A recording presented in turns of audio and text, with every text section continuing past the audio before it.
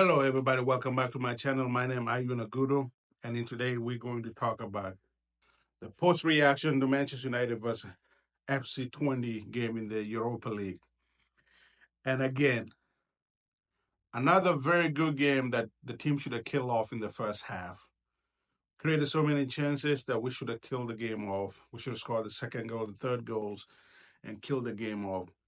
But every single time you keep the team alive, it tend to come back and bite you in the backside. And that's exactly what happened.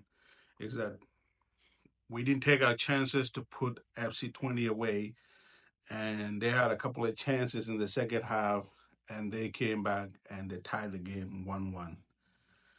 And right now, the usual headline are doing the round in the social media, YouTube space is filled with them, and that is everybody's calling for Eric Ten Hag head. Every single platform out there is ready to put a knife through the back of Eric Ten Hag head. I personally believe it's overreaction. It is overreaction. I think the goals will come because we are doing absolutely everything except score. If you look at the team's metrics from last year, we dramatically improve chance creation, less chance conceded.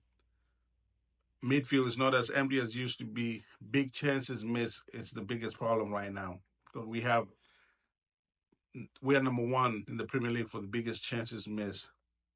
But I don't get this narrative that is Eric Ten Hag and is the manager fault. He cannot make those people score goals. All he can do is set the team up to where they created chances for them to score goals.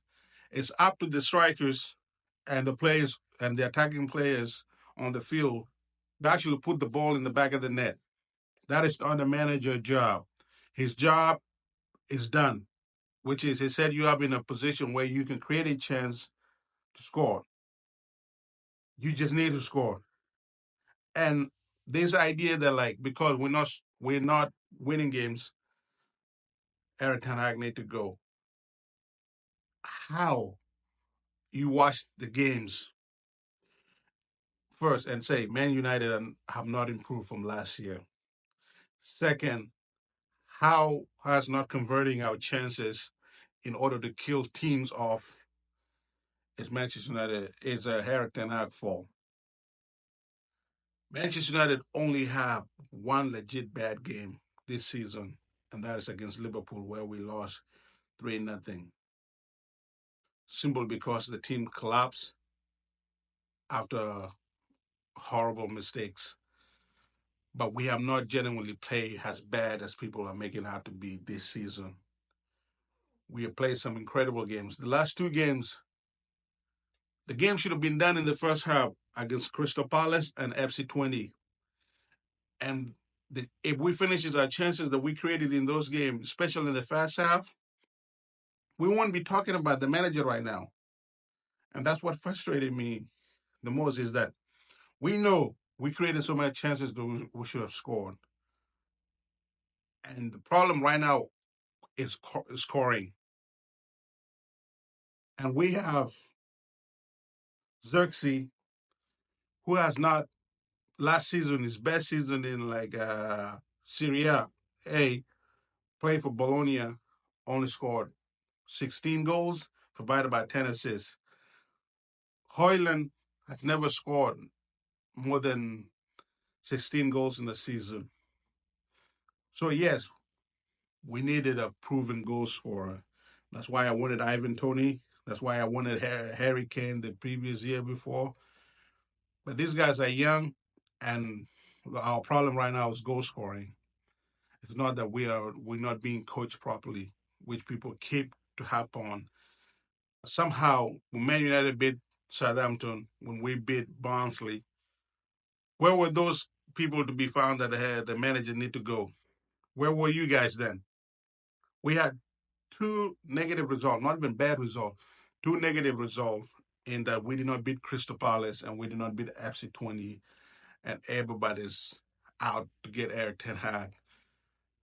And at this point, I understand the rival fan, the big media outlet like ESPN FC, Talk Sport, to push the narrative of Eric Ten Hag getting sacked because it's a negative headline and it's regarding Manchester United. But what the so-called Manchester United fan, I don't get you guys. I really do not get you guys. This team is going to click. I believe that, and I believe in Eric Ten Hag. I truly believe that the goals are going to start coming. When that happen, you will see.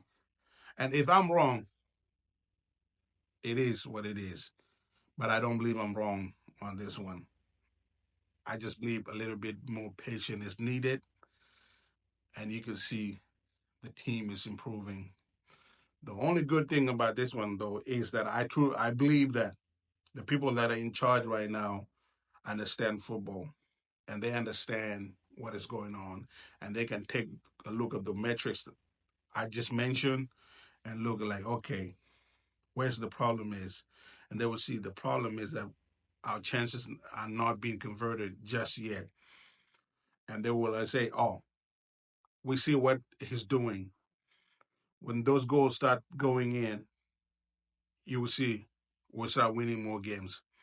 And I believe they will give Eric Ten Hag enough time to figure this out.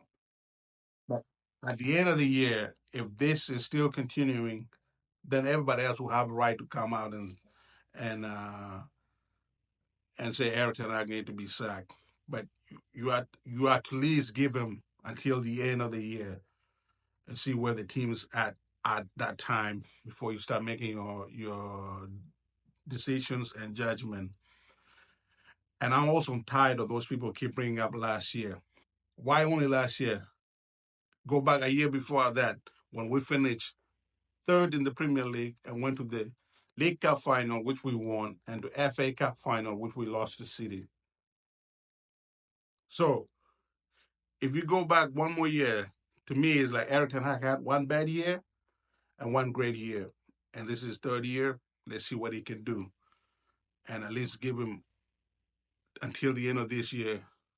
If not, if things don't improve then you can have your questions and you can ask for the manager to be sacked. But by then, I believe we're going to be in good spot that you guys are going to forget that you guys ever wanted him to be sacked in the first place. Thank you guys for watching my video. Please don't forget to subscribe